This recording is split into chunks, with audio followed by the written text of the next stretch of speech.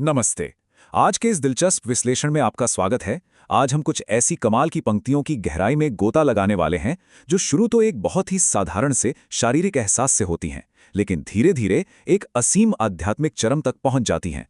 इन लाइनों के पीछे जो अर्थ और भावनाओं का विस्तार छिपा है ना, वो सच में शब्दों की सीमाओं से परे है। तो चलिए इस सफर को करीब से महसूस करते हैं और देखते हैं कि कैसे एक छोटी सी अनुभूति पूरे ब्रह्मांडीय समर्पण में बदल जाती है। तो आइए सबसे पहले बात करते हैं इस सफर के पहले हिस्से की, चिंगारी और आग, यानी एक आंतरिक एहसास से बाहरी दृश्य तक का सफर। गाने की पहली लाइन पर गौर कीजिए। चिंगारियां ये मेरे तन बदन में भर गई हैं।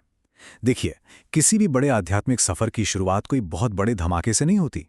ये पंक्ति एक बहुत ही शांत और बिल्कुल निजी एहसास को सामने रखती है, जैसे कोई दबी हुई ऊर्जा बस आपके अंदर जाग रही हो, एकदम शारीरिक स्तर पर। ये वो पल है जब वो चिंगारी सिर्फ और सिर्फ आपको महसूस होती है। और अब असली कमाल यहां होता है।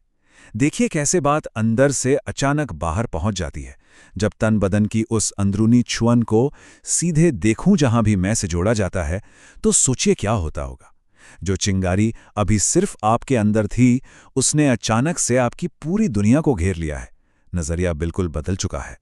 और यहां आते आते ना रफ्तार एकदम से तेज हो जाती है। देखूं जहां भी मैं, आग ही आग पसर गई है। मतलब अभी ये कोई छुपा हुआ राज नहीं रहा।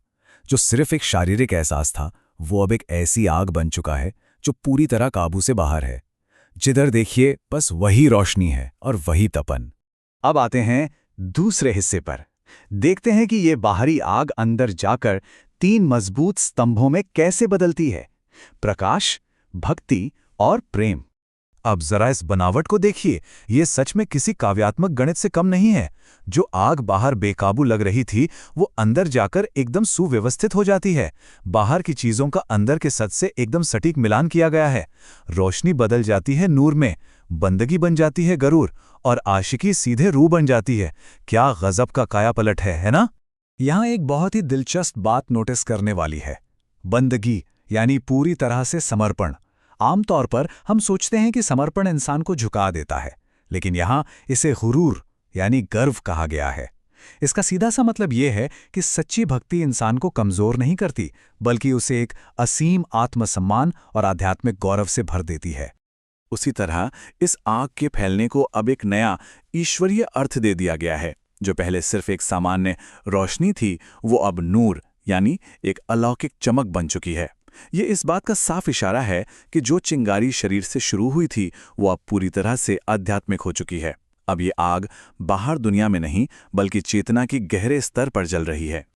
और फिर ये आखिरी स्तंभ इस पूरे बदलाव को मुकम्मल कर देता है। ये जो आशिकी है, ये मेरी रूह है। मतलब यहां शुद्ध प्रेम को कोई बाहरी काम या भावना नहीं माना गया है, बल्कि वो खुद आपकी आत्मा का सार बन चुका है। प्रेम अब किया नहीं जाता, वो आपका अस्तित्व बन जाता है। और ये सब हमें ले जाता है हमारे आखिरी पड़ाव की तरफ, समर्पण का मंत्र, एक असीम आध्यात्मिक चरम। जब आत्मा पूरी तरह से जाग जाती है ना, तो ये सारे भारी भरकम शब्द और जटिल रूपक पिघलकर अपने आप खत्म हो जाते हैं। कविता एकदम सरल हो जाती है। सिर्फ एक शुद्ध गूंजता हुआ मंत्र बाकी रह जाता है, देवा देवा। जब सब कुछ रूह और नूर बन चुका है, तो बस ये एक सीधी पुकार ही बचती है, उस परमेश्वर का एकदम सीधा और ध्यानपूर्ण आवाहन। और ध्यान दीजिए, ये सिर्फ एक शब्द का दोहराव नहीं है, ये एक पूरी यात्रा है। पहले पुकार शुरू होती है देवा देवा से, फिर ये आगे बढ़ती है एक गहरे नमन और सम्मान की तरफ, नमः नमः, और अंत में ये पहुंचती है ओम देवा देवा तक, जहां ओम की वो सर्वव्यापी ध्वनि इस पूरे अनुभव को ब्रह्मांड से जोड़ देती है। ऐसा लगता है जैसे इंसान खुद इस विराट ब्रह्मांड में विलीन हो रहा है। जैसे जैसे ये मंत्र और तेज होता है, नमः नमः नमः नमः नमः ओ देवा देवा, ये एक ऐसा आध्यात्मिक चरम बनाता है जो सुनने वाले को पूरी तरह से अपने अधिकार में ले लेता है। यहाँ कोई तर्क नहीं है, कोई विश्लेषण नहीं है, बस एक शुद्ध समर्पण है, जहाँ व्यक्ति और उस परम शक्ति के बीच की सारी सीमाएं हमेशा के लिए मिट जाती हैं।